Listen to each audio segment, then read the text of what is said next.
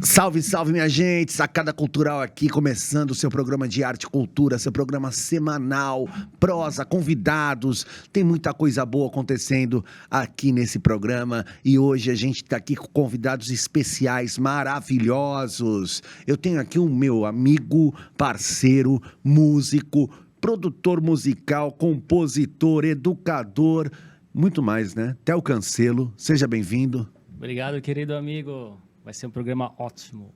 E aqui ao meu lado, o nosso grande Allen Abert, da CNTU, coordenador da Rede Brasil 2022, o cara que vem, nosso professor. Seja bem-vindo, meu irmão. Salve, Danilo Nunes, grande Theo, uma grande alegria. Quero saudar os telespectadores e os internautas que estão nos acompanhando. Vai ser um programa fantástico, Danilo. Com certeza, tem muito mais convidado e já a gente já vai chamar. Mas antes disso tudo, eu quero pedir aqui pro meu amigo Theo pra gente dar as boas-vindas para todo mundo que está nos assistindo, pro começo desse programa com música.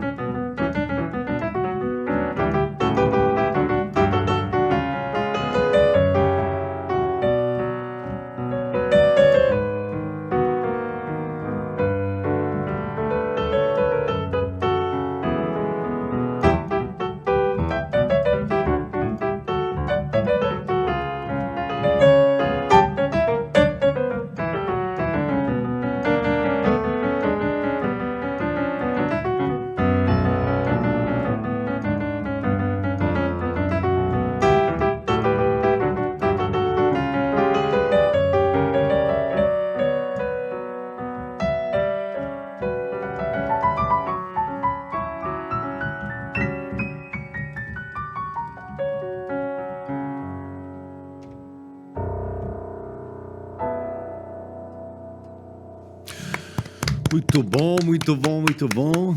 Theo, você que, assim, eu acompanhei muita coisa, a gente próximo aí, a gente durante a pandemia, durante esse momento que a gente viveu e ainda continua a viver um pouco, porque a gente precisa se cuidar, né? Não tem jeito, mesmo flexibilizando, mas você fez muitos vídeos tocando teclado, piano, vídeos musicais na internet. Como que você sentiu essa recepção do público? Porque sempre foi uma questão, essa questão da música instrumental, né, só instrumental, e a música cantada nas noites, nas casas de shows e online. Como que você sentiu essa receptividade das pessoas com a música instrumental? Eu acho que é até um pouco maior, porque você atinge mais gente, né? E música instrumental, como você mesmo sabe, é uma coisa mais difícil de ser deglutida pelas pessoas, né? Você sabe que no século... Eu não lembro que século que foi, mas... quando as canções eruditas começaram a ter mais letras, né?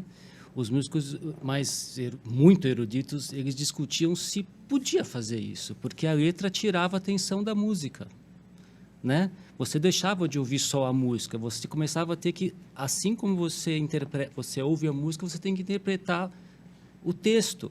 Então já não é mais só música, a música dividia o espaço com a literatura, e os músicos mais música falavam que tínhamos que discutir isso.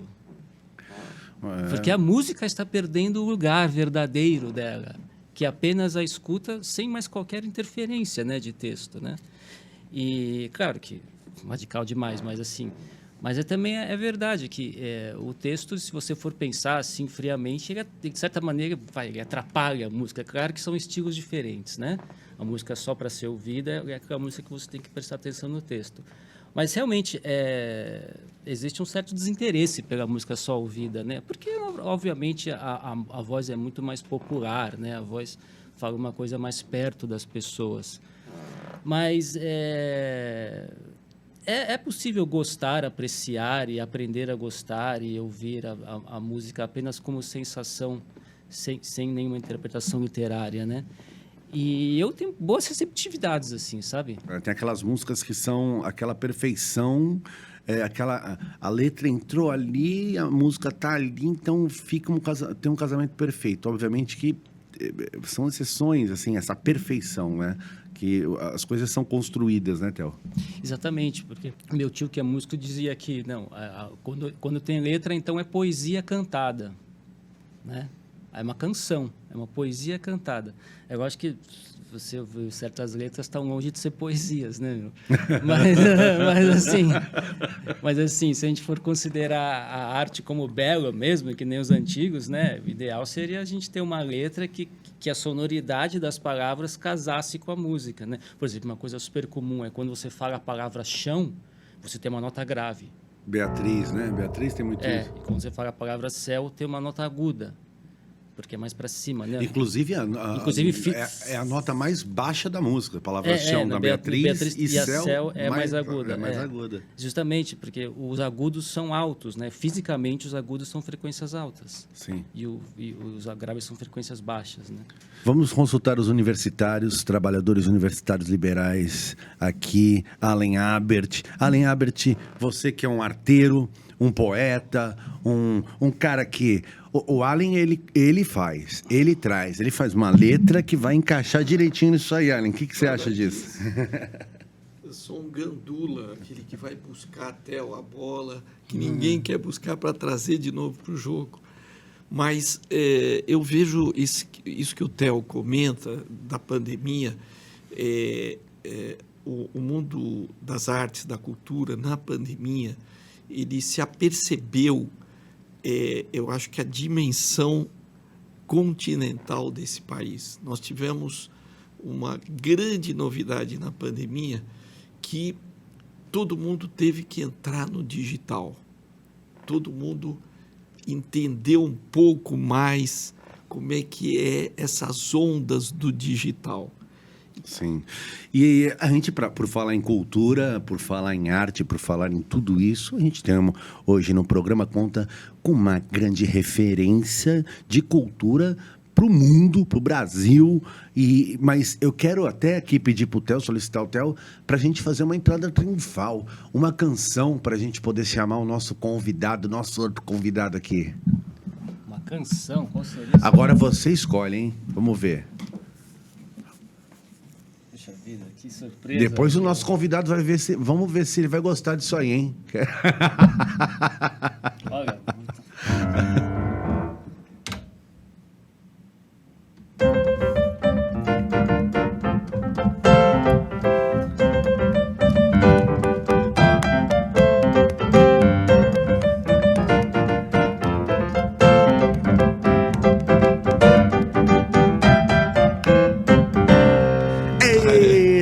E chegando da Bahia, o ministro, nosso sempre ministro, referência cultural para todas e todos nós, Juca Ferreira. Seja bem-vindo, meu irmão. Bom dia a todos, bom dia a vocês que estão fazendo o programa, bom dia aos músicos presentes, aos que estão nos seguindo. Adorei. O nosso amigo Léo é um grande músico e fez aí um aperitivozinho do que a música pode contribuir para criar um clima legal. Você sabe que eu tenho uma tradição familiar de ter um gosto muito amplo na música. Meu pai era um engenheiro, construtor de estrada. Nós moramos no meio da Mata Atlântica, moramos na Bahia quase toda, Sergipe, Alagoas, Espírito Santo, Rio de Janeiro, e meu pai construindo estrada. A única coisa que ele tinha que era constante em todos esses ambientes que nós tivemos na infância eram os discos dele e um toca-disco que ele importou, na época chamava Vitrola, que ele importou da Alemanha, com o salário dele. Então, e ali tinha tudo, música negra americana, tudo do Brasil que gravavam, ele tinha música latino-americana, que era uma outra paixão dele. Então eu aprendi que em música não é como no futebol, você torce para um e olha com o nariz torcido para os demais, os adversários. Na música, todas são relevantes e tem um espectro muito largo. Emoções, sentimentos, criar climas. Inclusive, eu fui descobrindo na vida que a música tem músicas, são ideais em certos momentos, outras são em outros momentos, e isso vai criando um universo musical. Eu acho que a música é o caminho mais curto para a totalidade que o ser humano tem. Juca, a gente falando aqui em música e assim, você é uma das nossas referências assim na questão da cultura, da gestão da cultura. Fora que, particularmente, eu tenho uma relação muito forte com a Bahia, você sabe disso, por conta de Zé Virgílio, por conta de Armandinho, de pessoas com quem eu trabalho, faço Zé Virgílio é um grande amigo. Zé Virgílio tá teve aí aqui. Com vocês, né? Teve aqui, falamos bastante de você. Zé Virgílio é um querido. E a gente. E ele que me trouxe para essas relações com a Bahia, né? Com os artistas Edil Pacheco, tudo. Então, sempre vem o seu nome, sempre vem o Juca Ferreira. E assim. E você tem uma visão que vai além propriamente da arte, né, Juca? Assim, a questão da gestão, a questão da cultura como um meio de transformação do próprio ser humano, né? E você mostrou isso, trazendo projetos, coisas dentro quando você foi ministro da Cultura, quando você foi secretário de Cultura. Então, você traz essa visão da cultura muito mais ampla do que propriamente a expressão artística, né, Juca? Como que você pode definir aí pra gente hoje, a gente falar sobre gestão cultural, né? Porque as pessoas confundem muito essa coisa da administração e da gestão, tendo um olhar amplo de cultura. Olha, você levantou uma questão que eu estou, inclusive, fazendo anotações para escrever, para dar uma contribuição nessa área. Eu escolhi uma área da cultura que é secundária, mas o secundário não é desprezível. Um artista, para ter sua obra plenamente realizada no mundo contemporâneo, ele precisa de um sistema colaborativo gigantesco. De outros artistas, por exemplo, o músico faz a música, ele faz a partitura, ele faz o arranjo, se fizer a partitura e o arranjo, e os outros músicos que tocarão com ele, e o iluminador quando ele for apresentar, e o técnico de som, e os gestores que administram os teatros, os centros culturais, e, no caso, a gestão pública, tem a função de criar o melhor ambiente possível para o desenvolvimento cultural do país. E por uma questão política, aí é que eu percebi que é preciso pensar a responsabilidade do Estado democrático para o desenvolvimento e para a democratização cultural do país. Nós não tínhamos boas tradições. A ditadura era o dirigismo, o controle, a censura, a repressão. Depois criaram o Ministério da Cultura, mas mantiveram essa tradição onde o Estado não tem grandes responsabilidades. Até Gilberto Gil, o Estado brasileiro não participou de nada relevante, não deu uma grande contribuição para a cultura. E olha que passaram pessoas importantíssimas pelo Ministério da Cultura. Celso Furtado, Antônio Aes, Francisco Verfort e outros. Mas, na verdade, faltava o conceito, qual é o papel do Estado democrático, o que é criar o melhor ambiente possível. Tem alguns aspectos que são fáceis, liberdade de expressão, combate absoluto à censura, abrir a possibilidade para todos os gêneros e gostos, trabalhar a cultura na sua amplitude, que é enorme. Alguém aí disse, não me lembro agora, a riqueza cultural do Brasil, nós somos um dos países mais ricos culturalmente do mundo. A diversidade cultural brasileira é gigantesca. E tudo isso fica meio jogado, meio ao Deus dará. E o que o mercado consegue fazer cria uma relevância, mas o que o mercado não se interessa morre no nascedouro, porque o país não tem uma estrutura pública capaz de garantir essa complexidade e a vitalidade de toda essa diversidade cultural. Então, a gestão cultural entra aí. Eu me lembro Gilberto Gil dizendo: a gente não herdou muita coisa aqui no Ministério. De certa forma, foi bom, porque a gente teve que desbravar, às vezes até com facão na mão, abrir a picada para criar os caminhos para a construção de uma política democrática no país. Nós fomos absolutamente republicanos, trabalhamos com todo, sem nenhuma restrição. Eu me lembro que um artista da Globo chamou Gilberto Gil um dia de canalha, porque Gil estava divergindo dos interesses da Globo. O mundo inteiro sabe que Gil não é um canalha. E mesmo com essa injustiça, ela, 1 mês, 2 meses depois, teve projetos aprovados no Ministério. Nós não trabalhamos com a ideia de perseguição, restrição, vingança. Então, nós abrimos o Estado brasileiro para cumprir seu papel. Esse é o segredo da coisa. Aí foi a construção das políticas, construção de política de memória. O IPHAN estava abandonado, construção das políticas de garantir que todos tivessem acesso, levar o Ministério aos 4 cantos do Brasil, levar para a área rural, levar para os povos indígenas. Então, essa construção teve esse matricial que eu me referi, e isso permitiu que a gente fosse inovador. E, claro, Gilberto Gil, um dos maiores artistas populares do Brasil, chancelava o processo. Nós tivemos portas abertas que sem ele não seriam abertas, nós tivemos possibilidade de ir sensibilizando o país, e a partir do momento a responsabilidade passou para mim, mas eu já estava ali bem com o timão na mão, então não foi difícil continuar construindo esse processo. Aliás, inclusive um ano bem emblemático, um ano simbólico, né? 2022, esse número 22 que fica perseguindo a gente, 1822, 1922, está aqui inclusive o Alan Abert, que falou assim: não, precisamos fazer uma rede com esse negócio do 22, e criou a Rede Brasil 2022, né, Alan? Isso mesmo. Mas é uma grande alegria, Juca, estar aqui com você que é um intelectual público de enorme grandeza.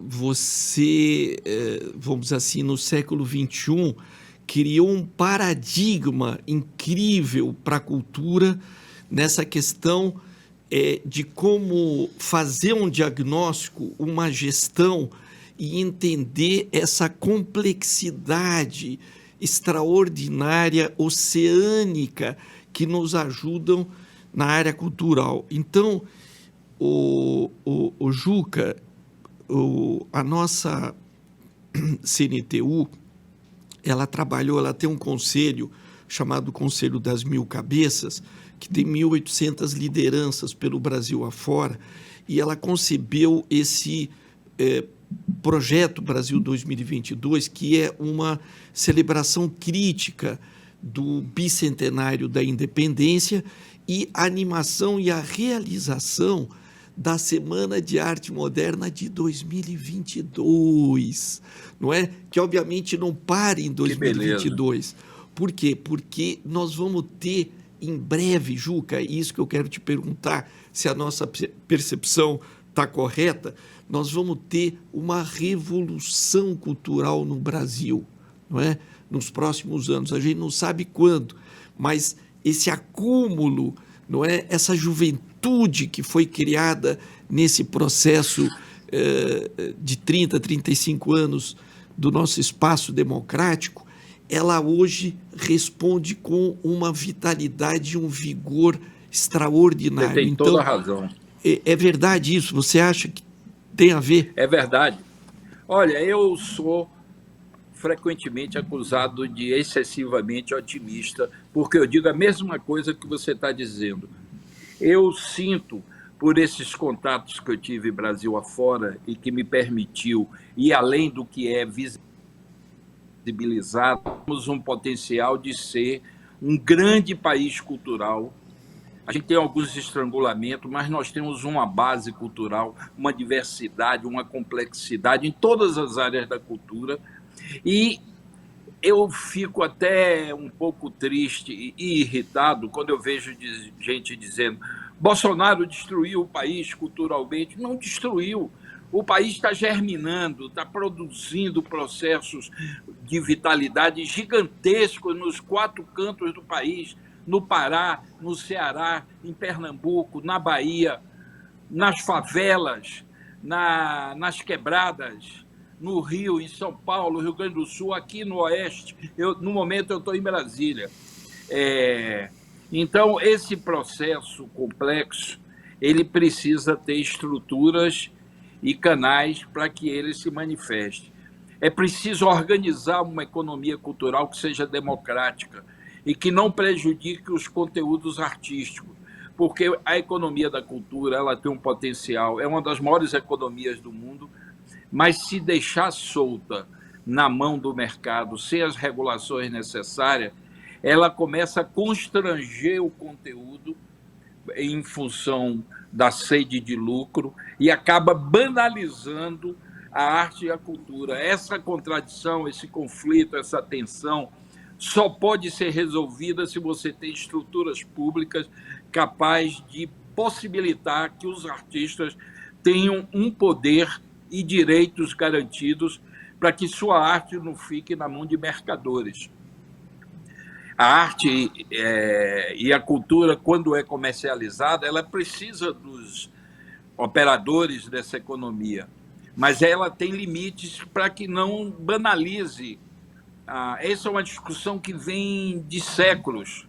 Desde quando a arte começou a ser reproduzida, os economistas da Escola de Frankfurt levantaram essa possibilidade da banalização da arte. E a comercialização traria inevitavelmente essa tensão. Isso não significa de que a gente não deve, ao contrário, o Brasil está precisando organizar uma economia, organizar uma estrutura pública, democratizar o acesso à arte e à cultura para que essa vitalidade a que você se referiu possa ser um grande instrumento social de enriquecimento da sociedade, de geração de uma consciência democrática maior, de um sentimento de pertencimento à nação mais forte. Então, tudo isso a arte tem possibilidade de fazer. Um gaúcho sabe que não é paraense nem é cearense, mas se sentem partes do mesmo país. Isso é um patrimônio que nós temos, que está sustentado numa língua comum. O Brasil, apesar das suas dimensões continentais, tem na língua um dos seus esteios e tem também na história que nós construímos que essa diversidade no Brasil não se tornou um problema de conflito, de rejeição e de enfrentamentos fraticidas. Ao contrário, nós temos uma possibilidade de construir uma grande nação e eu não tenho dúvida que a cultura está no centro dessa construção. Uma vez superado esse eclipse que o Brasil está vivendo, porque esse momento tenebroso e sombrio que nós estamos vivendo só pode ser compreendido como um eclipse, que rapidamente o sol vai voltar a brilhar. E o sol voltando a brilhar, isso que você acabou de dizer, vai ficar claro para todo mundo. Hoje, só os mais sensíveis e que, de alguma maneira, lidam com a arte, com a cultura, percebe essa riqueza e essa fermentação que a cultura brasileira vem tendo, apesar de todas as condições desfavoráveis, pandemia, Bolsonaro, tudo isso são adversários desse desenvolvimento. Mas nada parou, tudo está acontecendo. É só você sair um pouco dos meios de comunicação e ir olhar o país diretamente e perceber que é uma riqueza gigantesca. Ministro, nós vamos precisar retomar o caminho. Deixa te provocar numa questão assim que Danilo tem trabalhado, que é essa dimensão, Theo, latino-americana, né? Quer dizer, a nossa vocação é latino-americana. Portanto, nós precisamos trabalhar, não é? O portunhol é uma língua fácil, não é? Inclusive a Unesco está estudando para oficializar o portunhol com dicionário, tal, né? Então, olha que coisa incrível, nós temos uma língua comum na América do Sul, não é? E uma juventude incrível, né? O Danilo tem feito programas com vários artistas na América do Sul, ele sabe disso na América Latina. Então, quero te perguntar se essa união da América do Sul, né, da América Latina, que é um desafio para os próximos 10 anos para nós, não é? Aqui no Brasil, ela não tem na cultura a sua base que une todos os latino-americanos numa grande caminhada. Como é que você vê isso? Olha, engraçado, nós temos um nível de sensibilidade muito parecido, apesar de a gente não conversar, né? Não temos esse costume de trocar ideias, mas estamos completamente afinados na sensibilidade. Está tudo combinado. Durante o período que eu fui... combinado, acho que estava escrito nas estrelas. Está tudo combinado. Quando eu fui ministro, eu dei a maior importância ao diálogo com a América Latina, com a África, com o mundo, Europa, os Estados Unidos, mas, assim, procurei usar o papel de liderança do Brasil para estimular essa convergência cultural. Sugeri, propus, que foi avaliado a minha proposta no encontro dos chefes de Estado organizado periodicamente pela SEGIB, Secretaria-Geral Ibero-Americana, e foi aprovado por unanimidade a ideia de construção de um mercado comum cultural na América Latina. E a construção também de processos de coprodução. Isso precisa de legislações. Hoje as dificuldades são enormes. Volta e meia um artista sai com suas obras para voltar. É a maior dificuldade na alfândega. Nós não estamos preparados ainda para esse processo a que você se referiu de uma estimulação de uma experiência cultural comum. Eu diria que não só o portunhol, as duas línguas são línguas irmãs. As músicas brasileiras fazem o maior sucesso em toda a América Latina e a gente não recebe mais música latino-americana do que recebe, que é pouco que a gente recebe, por questão de mercado, de reserva de mercado. Mas se abrir esse processo, nós vamos ter um diálogo musical, teatral, na área da dança, em todas as áreas, muito forte. É preciso constituir os caminhos. Os países latino-americanos estão elegendo governos populares, democráticos, e eles estão esperando o Brasil eleger Lula para construir esse processo a que você se referiu. Lula, uma vez eleito, uma das muitas missões que Lula vai ter é restabelecer o diálogo do Brasil com a América Latina na área cultural, da área que nós estamos falando, e nós temos possibilidades gigantescas. Eu, pessoalmente, mantive meu contato com o Uruguai, com a Argentina, com a Colômbia, com o Chile, com o México. Recentemente organizei um seminário aqui no Brasil e trouxe a maior liderança indígena mexicana para falar, e ela é a representante dos povos indígenas do continente na Unesco. Então, você vê que tem diálogo, e ela se mostrou absolutamente simpática com o Brasil. Tentei trazer a ministra da Cultura da Bolívia, mas não tive condição por questões de agenda, é uma indígena também. E ontem saiu um artigo meu num jornal digital de Montevidéu, que é o jornal mais lido no Uruguai e que circula pela colônia latino-americana dos Estados Unidos, no México, na Colômbia, na Argentina e na Espanha. Então, a manutenção e ampliação desse diálogo é enorme. Agora, tem fragilidade, as universidades precisam dialogar muito mais do que dialogam, as nossas com as universidades argentinas, chilenas, mexicanas, Nós precisamos construir processos de aproximação e criar as estruturas capazes de dar suporte e sustentação a esse processo a que você se referiu, que o potencial é enorme. Você sabe que nós todos juntos seremos o segundo ou terceiro maior mercado cultural do mundo. Então, por que deixar isso na mão de indústria do hemisfério norte? Por que nós mesmos não administramos o potencial econômico da nossa cultura e da nossa arte? Por que nós não criamos estruturas capazes, por exemplo, de dar sustentação ao cinema brasileiro? Quando o Lula, vou dizer uma coisa que eu repito porque é uma coisa grave que está acontecendo. Quando o Lula assumiu pela primeira vez, o Brasil fazia menos de 10 filmes por ano. Hoje está fazendo em torno de 150, ganhando prêmios em todos os grandes festivais do mundo. Hoje já tem produtora de cinema em todas as capitais do Brasil e 30% das cidades de médio porte. Nós já somos superavitários no cinema, ou seja, o cinema brasileiro está gerando mais dinheiro do que é investido nele. E, ao mesmo tempo, o governo atual está fechando a torneira para que eles não tenham acesso a financiamento, perseguindo os artistas que são críticos, abrindo contas de 15 anos atrás que já estão aprovados por todos os tribunais para ver se tem alguma coisa errada, intimidações. Então, e favorecendo um processo, que é isso que é grave, transformar o cinema brasileiro num simples prestador de serviços dos grandes players mundiais de imagem, como são Netflix, etc. e tal. É esse o destino que eles querem para o cinema brasileiro.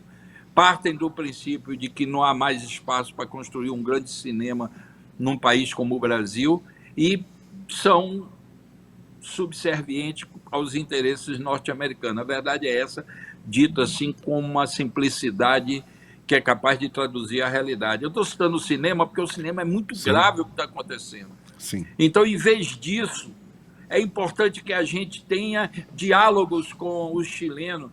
Você sabe, quando eu era ministro, tive no Chile, numa reunião de ministros da cultura da América Latina, e a presidenta Bachelet mandou um convite para almoçar com ela.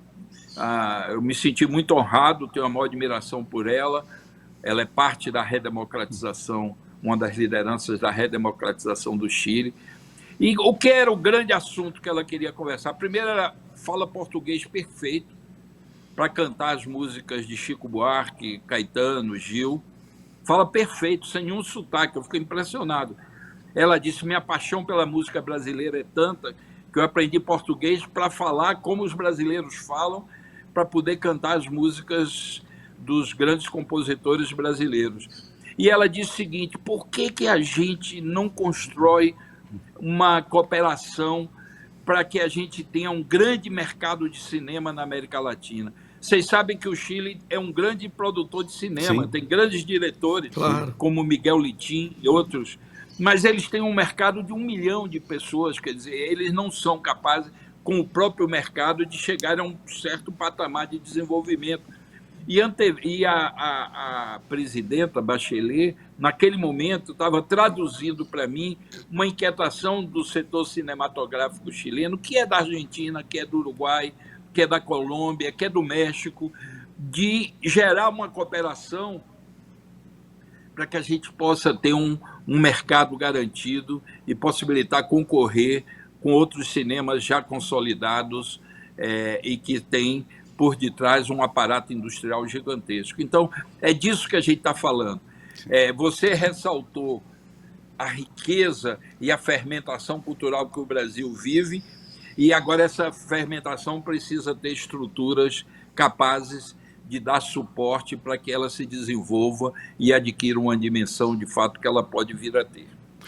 Theo, ouvir o Juca, na verdade, é uma aula, né? É uma coisa, assim, traz informações, amplia nossos pensamentos. A gente fica aqui, né, pensando. Theo, que foi também do Conselho de Cultura, participou aí ativamente do Plano Municipal de Cultura. Como que você enxerga todo esse momento, Theo? Como que você vê, como artista, todo esse momento? Uhum. Eu não participei tão ativamente do plano, porque eu comecei a frequentar o conselho quando o plano estava escrito, né? Sim. Mas participei de discussões póstumas, de possíveis mudanças, e fui secretário do conselho durante 2 anos também, né? Fiquei fazer as pautas, escrever as pautas, terrível essa parte, escrever as pautas. De resto é legal, a gente aprende um monte de coisa, né? Um monte de siglas, né? Que é isso? Pesquisar. Foi uma experiência interessantíssima. O conselho O nome disso é ossos do ofício. Mas eu aprendi milhões de coisas assim. E o conselho é interessantíssimo, cara. É um dos melhores exercícios de democracia que existe. E ali você vê o quão bonita é a palavra democracia e o quão difícil é você exercer uma democracia, porque a gente fala de democracia de maneira aberta, né, num país, mas ali num pequeno conselho, numa pequena salinha com 20 pessoas, você ser democrático já é difícil com 20 pessoas, né? Porque uma quer um negócio, outra quer outro, às vezes não concordam, as pessoas têm a mesma ideologia política, mas brigam muito entre si. 20 pessoas, imagina o país inteiro, né? É treta, né? Treta. Então, a democracia é muito bonita a palavra, mas é muito difícil, né? Mas essa é a missão, né? É o caminho, né? É o caminho, acho que de todos os lados. Eu vejo até pessoas de direita falando, não, aqui também são democráticas, assim, não todo mundo, mas eu acho que, graças a Deus, existe uma concordância, assim. A gente discorda tanto que a gente tem que procurar as concordâncias para seguir mais ou menos junto, né, Juca? Senão, você foi uma coisa que eu adorei. Isso. Agora, imagine um país de dimensões... Juntar as pessoas, né? Desculpa, Imagine um país de dimensões continentais como o Brasil, com setores e segmentos, tem a música, tem a dança, tem o teatro, tem as manifestações tradicionais, uma infinidade de setores e segmentos, tem os povos indígenas, tem a cultura rural, tem... Essa complexidade precisa, nos conselhos, dialogarem para irem construindo caminhos comuns. E é possível isso é um aprendizado. Em geral, o conselheiro, quando chega com uma visão farinha pouca, meu pirão primeiro. Mas depois ele vai percebendo que é preciso somar, que é preciso se sensibilizar com demandas que não são exatamente as demandas dos setores que ele tem mais afinidade, mas que são verdadeiras e são necessárias serem realizadas também. Então, esse aprendizado democrático, essa dificuldade que você se refere, o Brasil precisa disso. O Brasil não tem uma tradição democrática. A democracia brasileira sempre foi pequena para o tamanho e para a grandeza do país. A gente não consegue manter a estabilidade, sempre tem gente conspirando para dar golpe. Você nem retomou a democracia ainda, estamos ainda no período do eclipse, e já tem gente conspirando para derrubar o presidente que vai ser eleito. Isso eu estou dizendo uma coisa que todo mundo sabe, não estou dizendo nenhuma novidade. E a democracia brasileira também não consegue estender o manto para todo o povo brasileiro. É um escândalo querer construir democracia e ter uma vida democrática quando a polícia, em nome do Estado e da sociedade, vai nas periferias matar, atirar a ermo, sem nenhuma responsabilidade. E depois a própria imprensa diz que são balas perdidas. Por que essas balas não se perdem nos bairros de classe média? Por que não tem bala perdida em bairros de classe média? É preciso mudar. O Brasil está precisando ter um impulso democrático que chegue a todos e a todas, para que a gente possa realizar esse sonho de viver uma construção a partir da riqueza cultural e dessa diversidade humana que nós temos.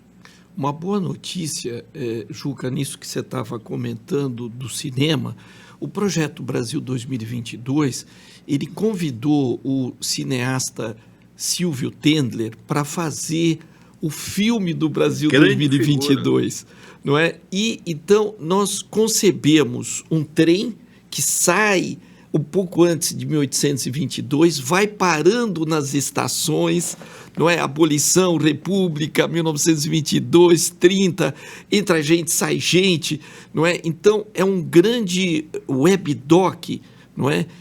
com ramificações, e a FAPERJ, a fundação lá do Rio de Janeiro, está apoiando, e nós devemos lançar isso no 7 de setembro. Nós estamos trabalhando, o Silvio está trabalhando para lançar isso no 7 de setembro, e a gente quer você no coração disso também, Juca.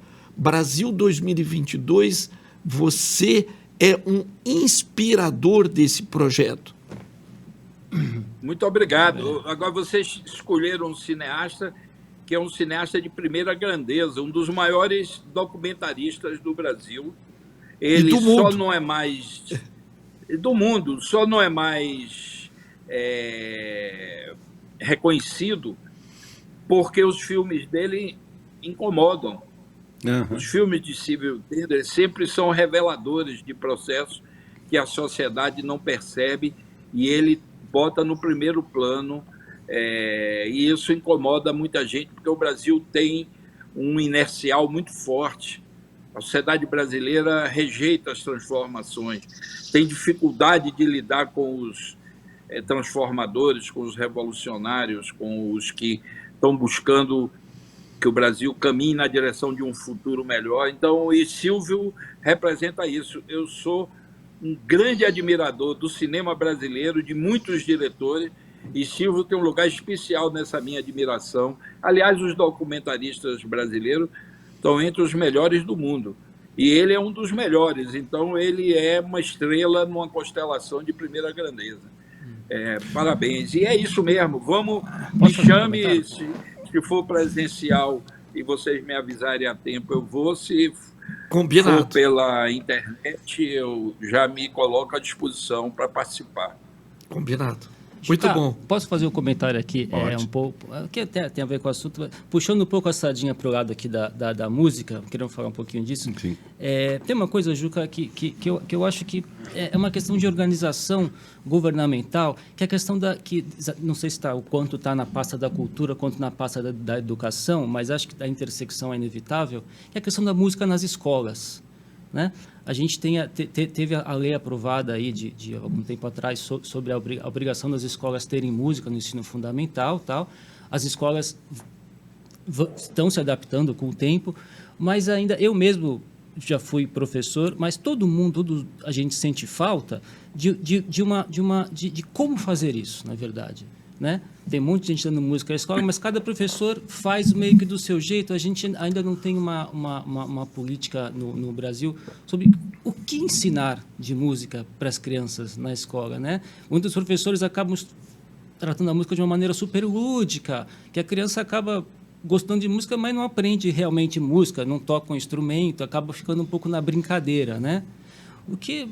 Aí tem uma série de discussões, ou outros professores tentam ensinar a música de maneira um pouco mais com ditados melódicos, com harmonia.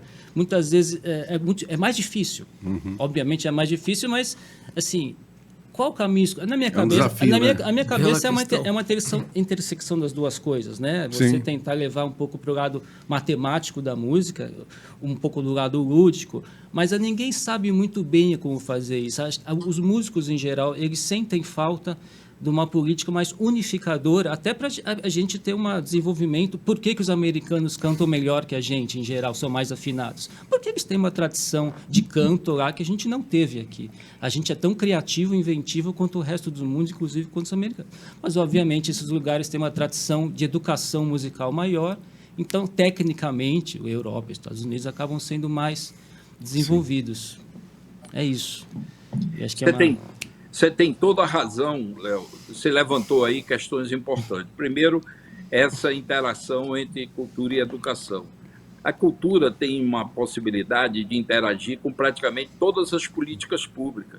Cultura e saúde, cultura e segurança pública, cultura e vida democrática.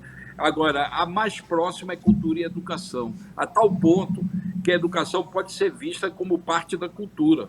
É o momento de transmissão de conhecimentos e informações para as novas gerações e de consolidação e ampliação dos conhecimentos sobre as diversas áreas.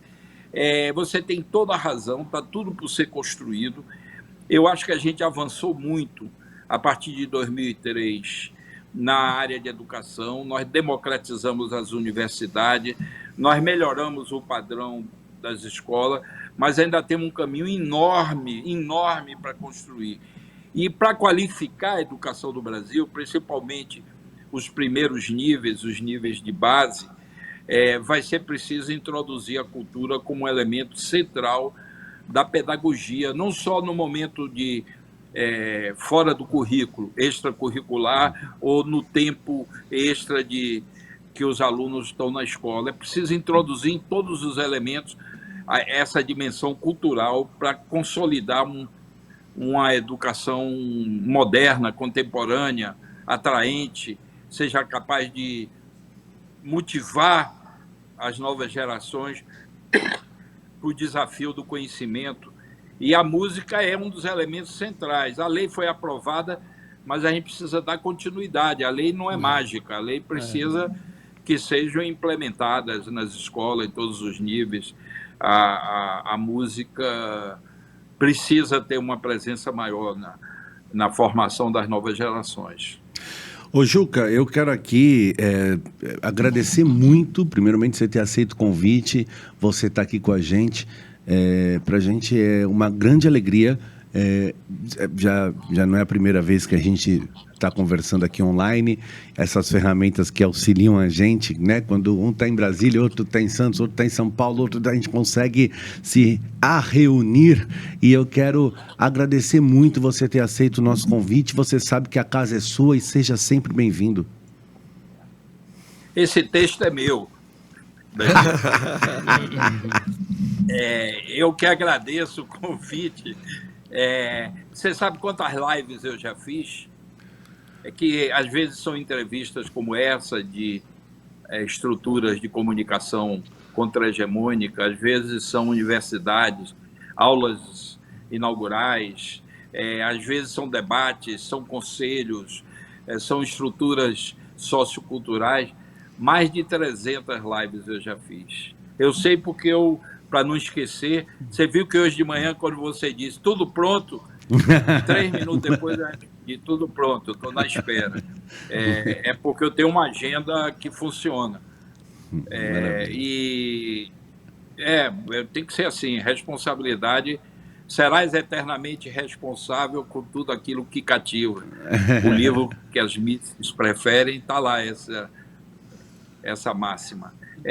E eu acho importantíssimo estarmos conversando. É preciso conversar muito no Brasil.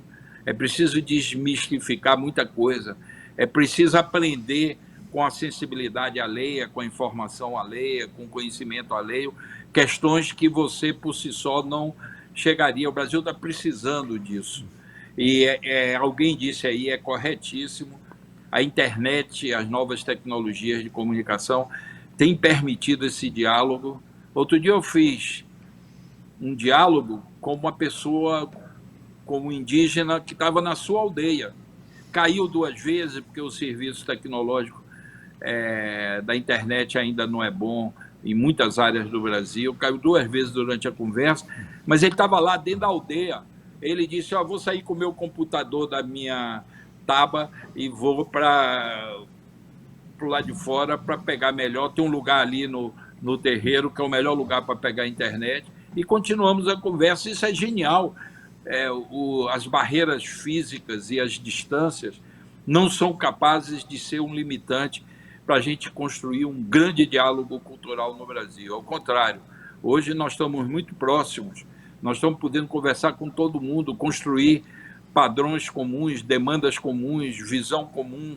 Então, tudo isso é uma construção, por isso que não é formal eu dizer que essa fala é minha, porque eu tenho uma visão e tenho me dedicado a isso, a dialogar com quem queira dialogar. Obrigado, Juca Ferreira, nosso eterno ministro da Cultura, ex-ministro da Cultura e grande referência cultural para todas e todos nós. Muito obrigado. Eu sou Danilo Nunes, você está na Sacada Cultural e agora eu quero falar aqui dos apoiadores, os apoiadores do programa Sacada Cultural. Eu quero falar do Estúdio Stream, que vem fazendo todo esse aparato aqui que a gente vem gravando, que a gente vem usando, Rodrigo, Thaís, muito obrigado. Quero aqui também falar da CNTU, Confederação Nacional dos Trabalhadores Liberais Universitários Regulamentados. Essa CNTU, essa grande confederação que auxilia esse programa, com também o seu projeto, a sua rede Brasil 2022, do qual está aqui meu amigo Allen Abert, representando essa rede maravilhosa. E também aqui agradecer mais um parceiro que eu quero chamar aqui já diretamente, o Momento Dandô, Circuito de Música Dércio Marques, um circuito de música que acontece em todo o Brasil, em toda a América Latina, e agora, essa semana, a gente começou já a dialogar com diversos países da Europa. Então, com vocês, o Momento Dandô de hoje, com a querida cantora, compositora Cabocla.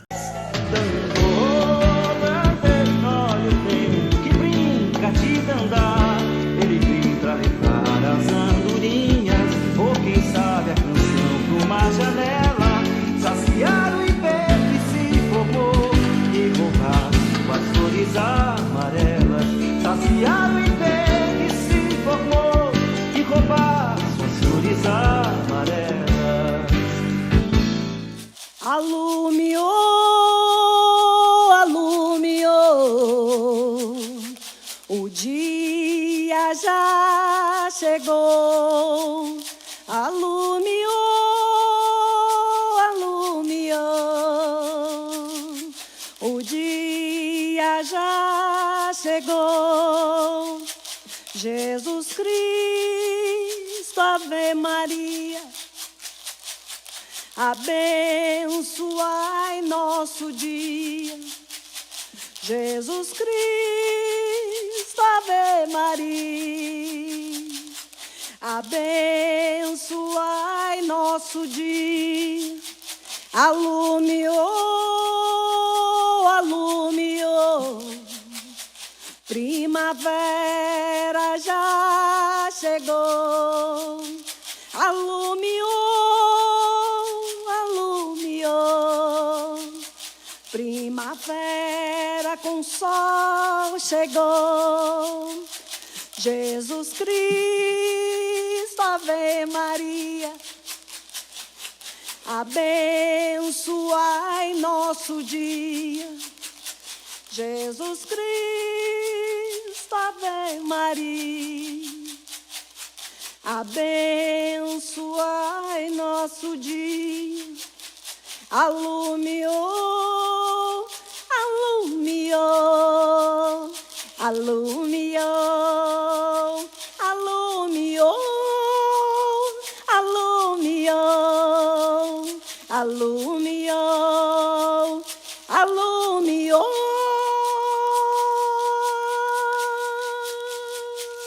Viva o Dandô, Dandô do Vale de Jequitinhonha, circuito Dandô de lá. Quero aqui agradecer todo mundo que está aqui assistindo a gente, agradecer nossa assessora de imprensa, Ana Paula Romero, agradecer meu amigo Allen Abert, muito obrigado, Allen. Obrigado, Danilo, foi um programa fantástico. Theo, foi incrível. Obrigado e vamos em frente. Theo Cancelo, meu amigo, meu irmão, maestro, grande produtor musical, muito obrigado por estar aqui. De nada, meu amigo. Foi um prazer, viu? Então, quero pedir para a gente terminar com a sua música. Claro, com certeza, com certeza. Sacada Cultural, próxima semana.